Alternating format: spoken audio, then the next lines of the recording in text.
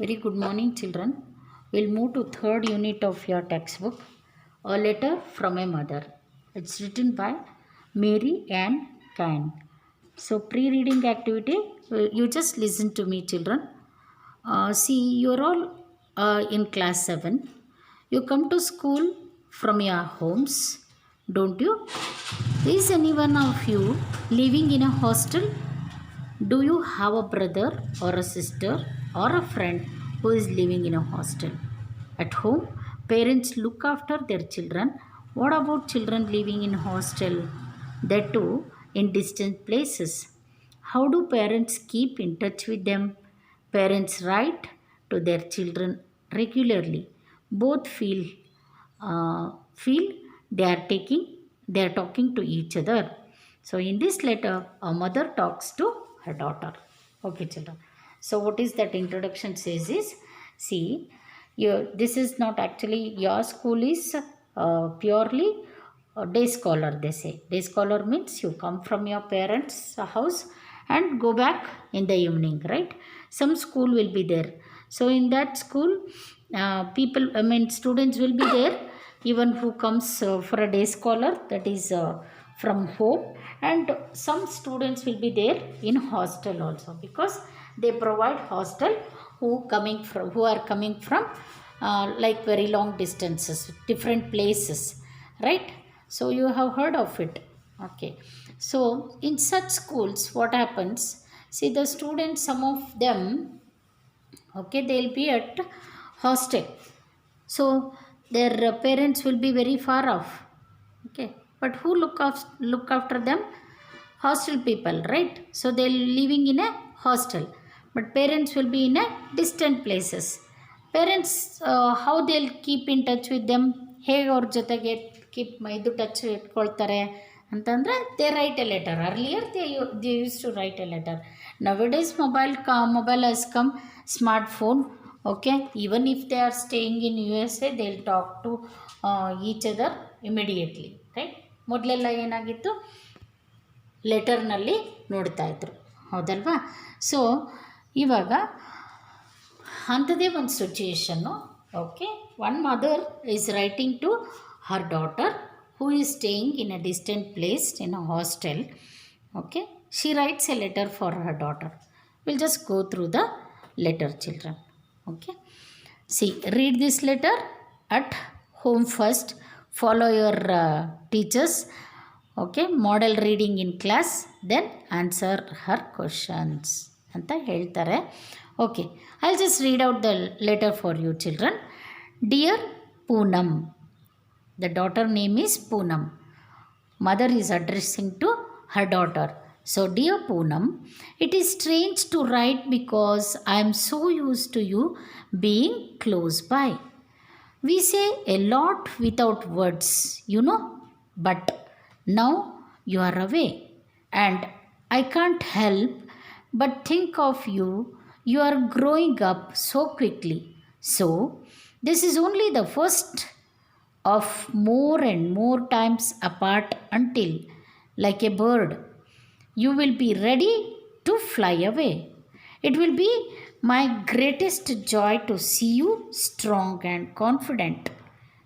Okay, so what mother tells is, see, it's very strange for me to write, okay, a letter for you. ನಿನಗೆ ಒಂದು letter ಬರೆಯೋದಕ್ಕೆ ತುಂಬ ನನಗೆ ಒಂಥರ strange, ವಿಚಿತ್ರ ಅನಿಸುತ್ತೆ. Because we are so close by. ನಾವು ಎಷ್ಟು ದಿನ ಏನಾಗಿದ್ವಿ, we are very close by, ತುಂಬ ನಿಯರರ್ ಆಗಿದ್ವಿ. ಮತ್ತು ನಾವು ಎಷ್ಟೊಂದು ಶಬ್ದಗಳನ್ನ ಮಾತಾಡ್ತಾ ಇರಲಿಲ್ಲ. We are never use to speak. ಹಿಂಗೆ ಆ್ಯಕ್ಷನ್ಸಲ್ಲೇ ಎಷ್ಟೊಂದು ನಮ್ಮದು ಕೆಲಸಗಳು ಆಗೋಗ್ಬಿಡ್ತಿತ್ತು ಅಲ್ವಾ?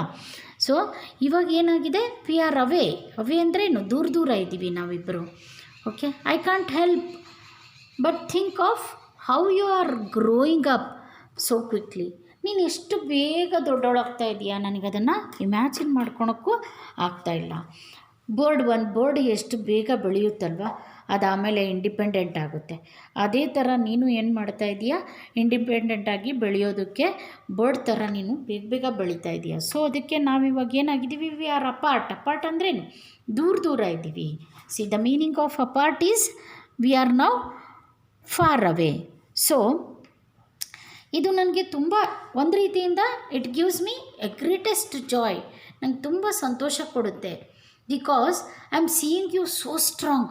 ನಾನು ನಿನ್ನನ್ನು ಎಷ್ಟೊಂದು ಸ್ಟ್ರಾಂಗ್, ಎಷ್ಟೊಂದು ಕಾನ್ಫಿಡೆನ್ಸ್ ನಿನ್ನಲ್ಲಿ ಹುಟ್ಟಿದೆ, ಅದನ್ನು ನಾನು ನೋಡ್ತಾ ಇದ್ದೀನಿ. Even as it brings me sorrow to be apart. ನಾವಿಬ್ಬರು ದೂರ ಇದ್ದರೆ ಅಫ್ಕೋರ್ಸ್ ನನಗದು ಸಾರೋ ಅಂದ್ರೇನು, ದುಃಖ. ಅದು ನನಗೆ ದುಃಖ ಕೊಡುತ್ತೆ. ಆದರೂ ಕೂಡ ನಿನ್ನ ಕಾನ್ಫಿಡೆನ್ಸು, ನಿನ್ನ ಸ್ಟ್ರಾಂಗ್ನೆಸ್ಸು, ನಿನ್ನ ಸ್ಟ್ರೆಂತು ಅದನ್ನೆಲ್ಲ ನೋಡಿಬಿಟ್ಟು ನನಗೆ I feel very great Joy ಅಂತ ಅವ್ರ ಮದರ್ ಬರೀತಾ ಇದ್ದಾರೆ. C in second para she also says is being apart may be a good thing in this way. ನೋಡು, ಈ ಥರ ನಾವು ಬೇರೆ ಬೇರೆ ದೂರ ಇರೋದು ಒಂದು ರೀತಿಯಿಂದ good thing. It is a good thing for me. It makes me put into words those things I feel and think but don't say. ಕೆಲವೊಂದು ಸಲ ನಾವು ಕೆಲವೊಂದನ್ನು ಎಕ್ಸ್ಪ್ರೆಸ್ ಮಾಡೋಕ್ಕಾಗಲ್ಲ, ಹೇಳೋಕ್ಕಾಗಲ್ಲ.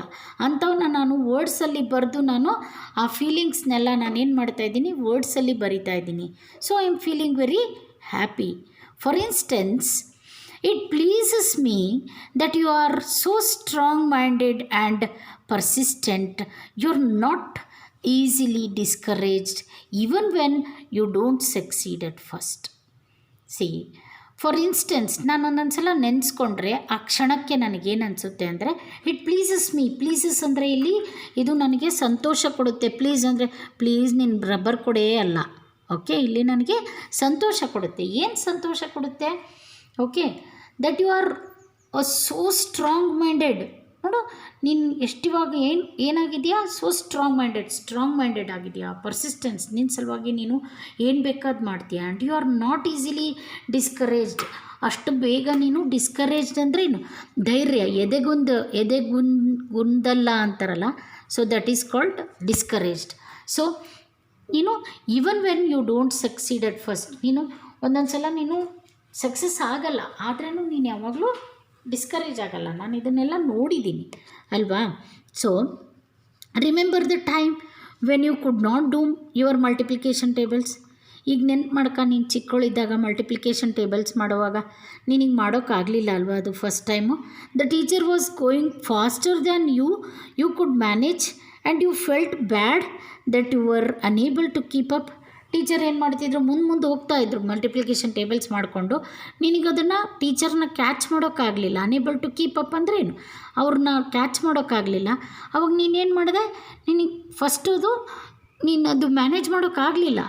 You felt bad about it ಅಲ್ವಾ. So you felt bad. But ಆಮೇಲೆ ಏನಾಯಿತು, but you made yourself study cards. Okay, ನೀನೇನು ಮಾಡಿದೆ, ಸ್ಟಡಿ ಕಾರ್ಡ್ಸ್ ತೊಗೊಂಡೆ and ask me and daddy to help you. So study cards ಅಂದರೆ flash cards, 7 2s 7 9s ಅಂತ ಬರೆದಿರೋ ಅಂಥ ಕಾರ್ಡ್ಸ್ ತೊಗೊಂಡು ನಮಗೆ ಕೇಳೋಕ್ಕೆ ಹೇಳಿದೆ. ಸೊ ನಾವು ನಿನಗೆ ಹೆಲ್ಪ್ ಮಾಡಿದ್ವಿ, ಅವನ್ನೆಲ್ಲ ತೋರಿಸ್ತಿದ್ವಿ, ನೀನು ಆನ್ಸರ್ ಹೇಳ್ತಾ ಇದ್ದೆ. So and when you got succeeded ಅಂದರೆ ನೀನು ಯಾವಾಗ ಸಕ್ಸಸ್ ಆದ್ಯೋ, ಫೈನಲಿ ಲರ್ನಿಂಗ್ ದೋಸ್ ಟೇಬಲ್ಸ್.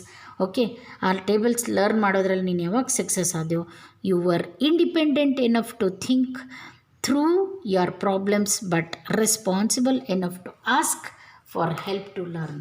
ನೋಡು, ನೀನು ಯಾವಾಗ ಸಕ್ಸಸ್ ಆದೆಯೋ ಆವಾಗ ನಿನಗೆ ಏನು ಬಂತು, ನಿನ್ನ ಇಂಡಿಪೆಂಡೆನ್ಸ್ ಅಂದರೆ ನೀನು ಇಂಡಿಪೆಂಡೆಂಟ್ ಆದೆ, ನಿನ್ನ ಸಮ್ಸ್ನ ನೀನು ಆರಾಮಾಗಿ ಮಾಡ್ತಾ ಇದ್ದೆ.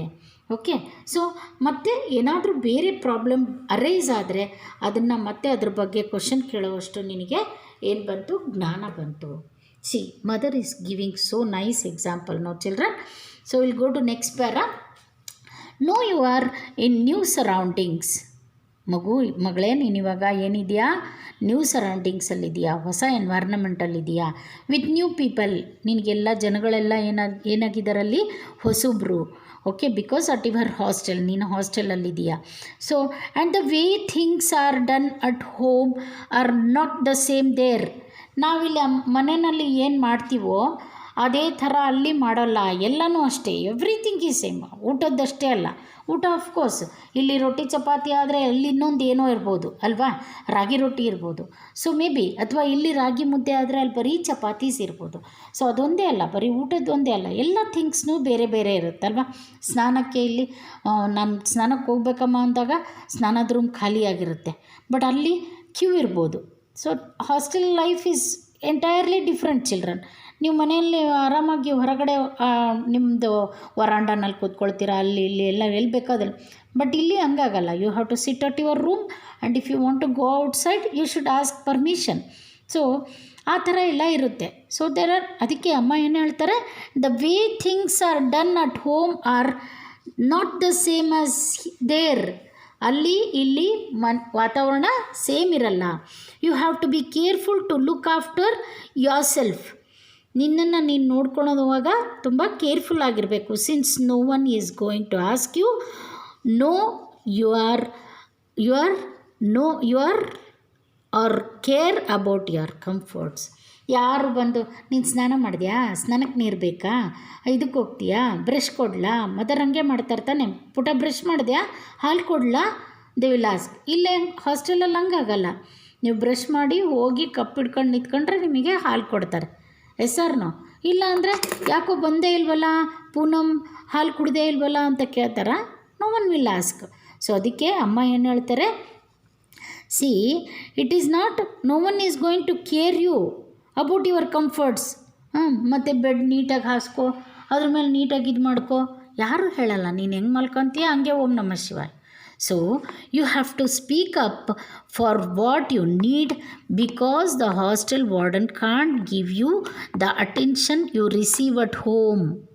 ನೋಡು, ಹಾಸ್ಟೆಲ್ ಏನು ವಾರ್ಡನ್ ಇರ್ತಾರಲ್ಲ, ಅವ್ರು ನಿನ್ನ ಮೇಲೆ ಅಟೆನ್ಷನ್ ಕೊಡೋಕ್ಕಾಗಲ್ಲ. ಯಾಕೆಂದರೆ ಮನೇಲಿ ಅಂದರೆ ನೀನೊಬ್ಬಳೇ ಮಗಳು, ನಾವು ಅಟೆನ್ಷನ್ ಕೊಡ್ತೀವಿ.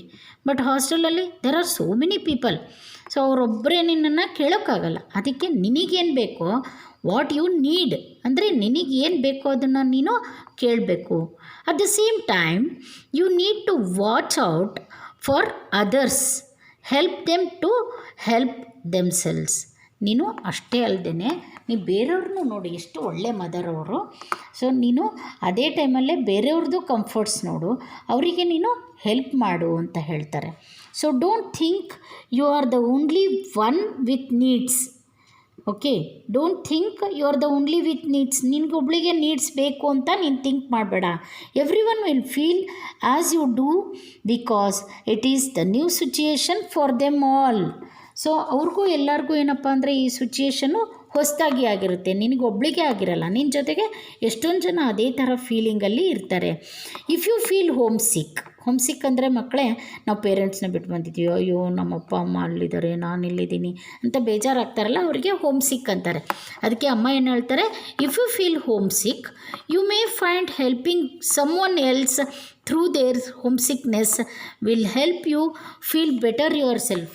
ಆವಾಗ ಬೇರೆ ನಿನ್ನ ಫ್ರೆಂಡ್ ಯಾರೋ ಹೋಮ್ ಸಿಕ್ ಆಗಿರ್ತಾಳಲ್ಲ, ಅವಳಿಗೆ ಹೋಗಿ ಸಮಾಧಾನ ಮಾಡಿ ನೀನು, ಅಯ್ಯೋ ಹೆದರಬೇಡ ಕಣೆ, ನಾನಿದ್ದೀನಿ, ಓಕೆ ಅಮ್ಮ ಅಪ್ಪನ್ನ ಮತ್ತೆ ನಾವು ರಜಕ್ಕೆ ಹೋಗ್ತೀವಲ್ಲ, ಗಣಪತಿ ಹಬ್ಬಕ್ಕೆ ಹೋಗ್ತೀವಿ, ಅವಾಗ ನೋಡ್ತೀವಲ್ವ, ಹಾಗೆ ಹೀಗೆ ಅಂತ ಸಮಾಧಾನ ಹೇಳೋಳಿಗೆ. ಆವಾಗ ನಿನಗೇನಾಗುತ್ತೆ, ನಿನಗೆ ಸಮಾಧಾನ ಆಗುತ್ತೆ. ಸೊ ಗ್ರೇಟ್ ಮದರ್ ಅಲ್ವಾ ಮಕ್ಕಳೇ. So I want you to make the best of this experience and I know you can. So ಈ ಎಕ್ಸ್ಪೀರಿಯೆನ್ಸಿಂದ ನಿನಗೆ ಬೆಸ್ಟ್ ಅಂತ ಸಿಗಲಿ. ಸೊ ನನಗೆ ಗೊತ್ತು ನೀನು ಇದನ್ನು ಮಾಡ್ತೀಯ ಅಂತ. I also know that a new situation brings confusion because you are learning new ways to act. So of course ನನಗೆ ಗೊತ್ತು ಈ ನ್ಯೂ ಸಿಚುಯೇಷನ್ ಎಲ್ಲ ನಿನಗೆ ಕನ್ಫ್ಯೂಷನ್ ತರ್ತವೆ. ಯಾಕೆಂದರೆ everything you act it will be new for you. Don't be afraid to try new activities or introduce yourself to new people.